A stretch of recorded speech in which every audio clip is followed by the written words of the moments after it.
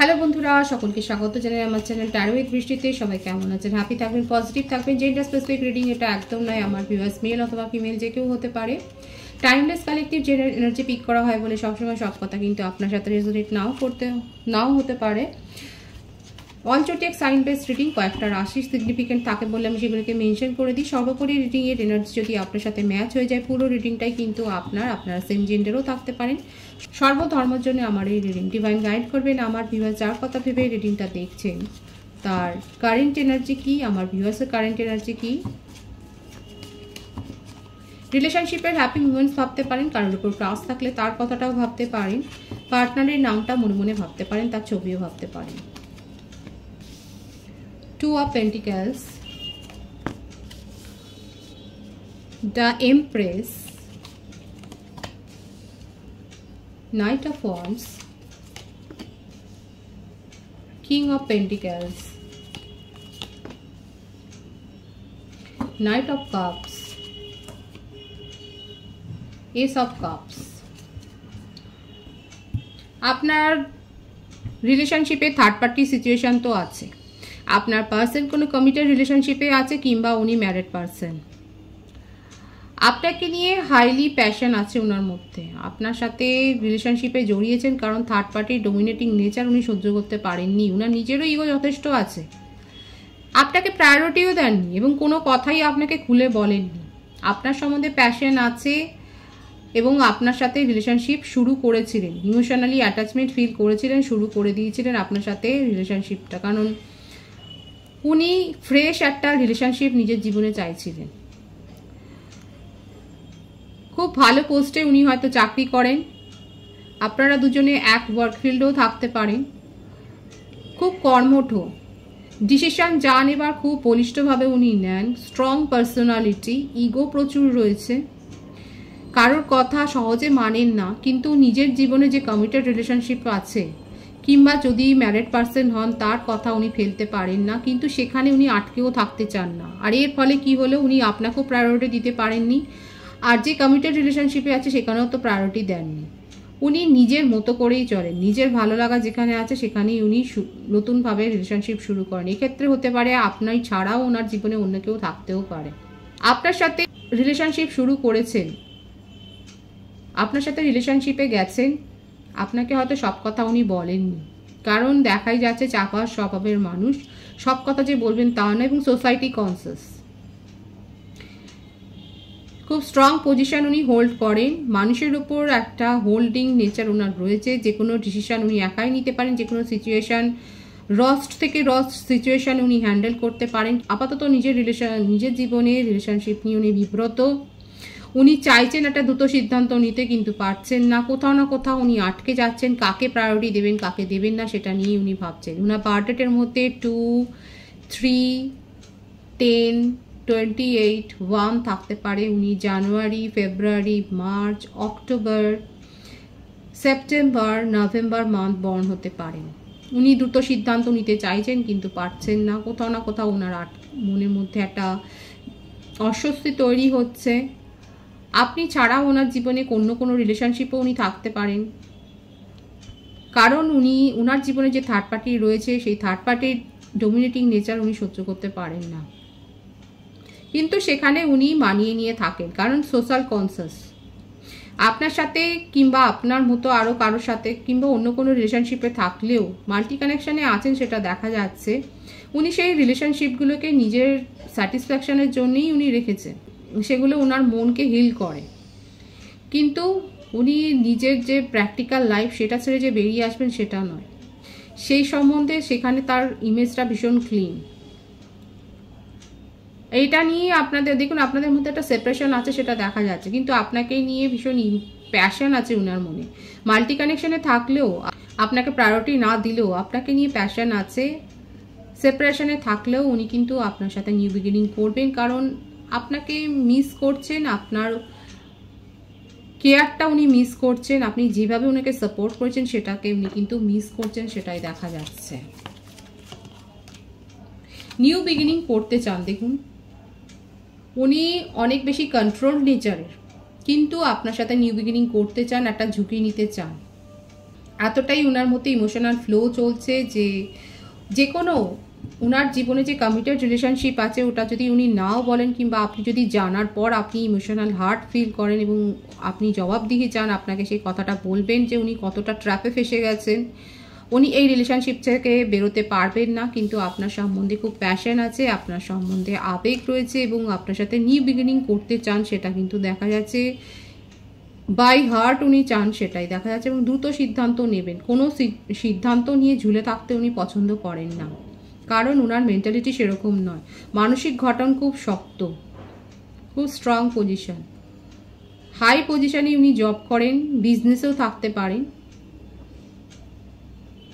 উনি আপনাকেও সেই স্ট্রং পজিশনেই দেখতে চান, উনি আপনার সম্বন্ধে সেই মনোভাব রাখেন, কিন্তু আপনাকে কমিটমেন্ট দিতে পারেননি। এখন আপনাকে সব কথা উনি বলতে চান, আপনার সম্বন্ধে খুব প্যাশন আছে, সব কথা উনি কিন্তু বলবেন, নিজের আবেগ মিশিয়ে যে বলবেন সেটাই দেখা যাচ্ছে। উনি এই রিলেশনশিপ ছেড়ে বেরোতে পারবেন কিনা সেটা উনি বলবেন, আমি দেখে নেওয়ার চেষ্টা করবো। থার্ড পার্টি সিচুয়েশন ছেড়ে কি উনি বেরোতে পারবেন, কারণ আপনাকে নিয়ে প্যাশন আছে, আপনার সাথে নিউ বিগিনিং করতে চান, ঝুঁকি তো নিতে চান নিজের জীবনে। দেখুন সম্ভাবনা রয়েছে, থার্ড পার্টি সিচুয়েশন ছেড়ে উনি বেরোবার সম্ভাবনা কিন্তু রয়েছে, কিন্তু থার্ড পার্টি উনাকে অনেক বেশি জড়িয়ে রেখেছে। বেশিরভাগের ক্ষেত্রে স্ট্রংলি উনি ম্যারিড। যে থার্ড পার্টি রয়েছে ওনার জীবনে, উনি ম্যারিড পার্সন হলে উনি ফাইন্যান্সিয়ালি ডিপেন্ডেন্ট ওনার উপরে। আপনার পার্সনের উপর থার্ড পার্টি ডিপেন্ডেন্ট, তার উপর তার ডোমিনেটিং নেচার আছে, চান মনে প্রাণে বেরিয়ে আসতে, কিন্তু পারছেন না। পারবেন কি উনি পরামর্শ নিচ্ছেন। কারো কারো ক্ষেত্রে হতে পারে যে আপনার পার্সন অলরেডি ডিভোর্স ফাইল করেছে, উনি অ্যাডভাইস নিচ্ছেন। হতে পারে কারো কারো ক্ষেত্রে আপনি হয়তো এমন পার্সনের সাথে কানেক্ট হয়েছেন যিনি ডিভোর্সের, যার জীবনে মামলা চলছে। কারো কারো ক্ষেত্রে কিন্তু এটা হতে পারে, যারা এরকম রিলেশনশিপে জড়িয়েছেন তারা অবশ্যই বলবেন। আপনার পার্সন আপনাকে নিয়ে অ্যাডভাইস নিচ্ছেন এবং থার্ড পার্টি সিচুয়েশন থেকে বেরোবার জন্য অ্যাডভাইস নিচ্ছেন।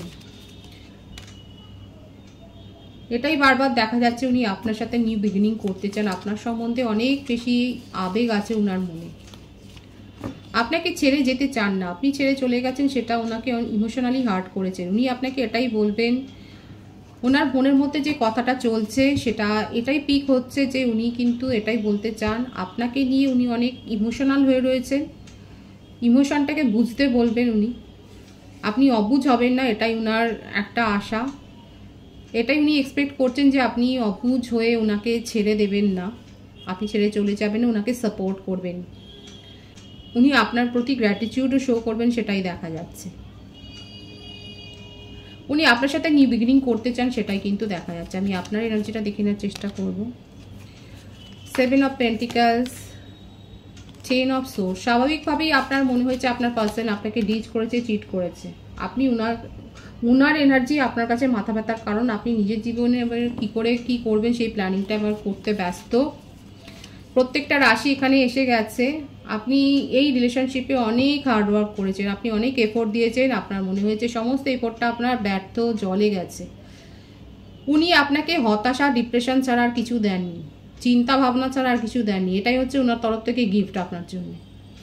এখন এটাই মনে মনে চলছে আপনার, যে এর থেকে আপনি নিজের জীবনে ফোকাসড হলে, অন্য রিলেশনশিপ গ্রো করলে অনেক ভালো করতেন। আপনার মনের মধ্যে এটাই চলছে, নিজের জীবনের উপর ফোকাসড হতে চাইছেন। অনেকে ফোকাসড হয়ে গেছে, এই মাথা ব্যথার কারণ আপনি আর চান না। আপনি চিটেড ফিল করেছেন, উনি আপনাকে হতাশা, নির্ঘুম রাত্রি ছাড়া আর কিছু দেননি। আপনার মনেই হচ্ছে যে নেগেটিভ এনার্জি ছাড়া আপনি এই রিলেশনশিপ থেকে কিছু পাননি। অনেক এফোর্ট দিয়েছেন, অনেক কেয়ার দেখিয়েছেন, কিন্তু সেই রিটার্ন পাননি। আপনার বার্থডেটের মধ্যে 7, 8, 9, 10, 1 থাকতে পারে, 27 থাকতে পারে, 18 থাকতে পারে, 6, 3ও থাকতে পারে। আপনি January, February, March, June, July, August, September, October, November month born হতে পারে। আপনি এই মাথা ব্যথার কারণ, আপনার হতাশার কারণ, চোখের জলের কারণ, এই রিলেশনশিপটাকে নিজের জীবনে কি আর ফেরত চান না, আপনি মুভ অন করে গেছেন এবং ইমোশনালি হার্ট হয়েছেন অনেক উনার ব্যবহারে। উনি কমিটমেন্ট দেননি, উনি আপনাকে থার্ড পার্টি সিচুয়েশনে রেখেছেন, কখনো প্রায়োরিটি দেননি, আপনি মুভ অন করে গেছেন। আপনি নিজের জীবনে নিউ বিগিনিং চান। অনেক রাগ আছে আপনার মনে, আপনি ক্ল্যারিটি চান। ক্ল্যারিটি চাইলেও যে আপনার পার্সন আপনার কাছে সুযোগ পাবেন সেটা নয়। ওনার এই ডোমিনেটিং নেচার আপনি সহ্য করতে পারেননি আর চানও না। নিজেকে অনেক স্ট্রং করেছেন আমার ভিউয়ার্সরা। 888 এখানে অনেকে দেখছেন।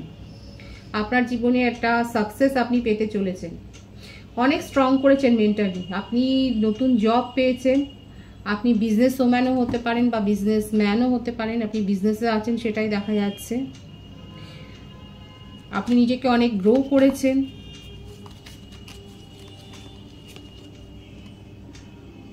নিউ প্রপোজাল পেয়েছেন এবং সেটা নিয়েই আপনি চিন্তা ভাবনা করছেন। আপনি নিজের জীবনে নতুনভাবে শুরু করতে চান। কোনো টক্সিক রিলেশনশিপ আপনি চাননি, কারণ এই রিলেশনশিপের থেকে আপনি অনেক নেগেটিভ হয়ে গিয়েছিলেন। আপনি জীবন সম্পর্কে অনেক লো ফিল করছিলেন, নেগেটিভ হয়ে গিয়েছিলেন। মুভ অন করে গেছেন। অনেস্টলি এই রিলেশনশিপটাকে আপনি ফেরত পেতে চান না আপনার জীবনে। ডিভাইনের গাইডেন্সটা দেখে নেবো, কারণ আমার ভিউয়ার্সের, অনেক ভিউয়ার্সের, মেজর ভিউয়ার্সের কালেকটিভ এনার্জি কিন্তু এটাই, আপনি মুভ অন করে গেছেন, আপনি এই রিলেশনশিপ ফেরত পেতে চান না।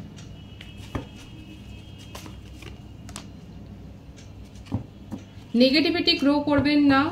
যে পজিটিভ ফিলিংসে আছেন, যারা হিল করেছেন, ইমোশনাল, নিজেদের মধ্যে ইমোশনাল ব্যালেন্সটাকে মেনটেন করুন। নেগেটিভিটি গ্রো করতে দেবেন না, নিজেদেরকে হিল করুন। ডিভাইনের গাইডেন্স কিন্তু এটাই, নেগেটিভিটি গ্রো হতে দেবেন না নিজেদের মধ্যে।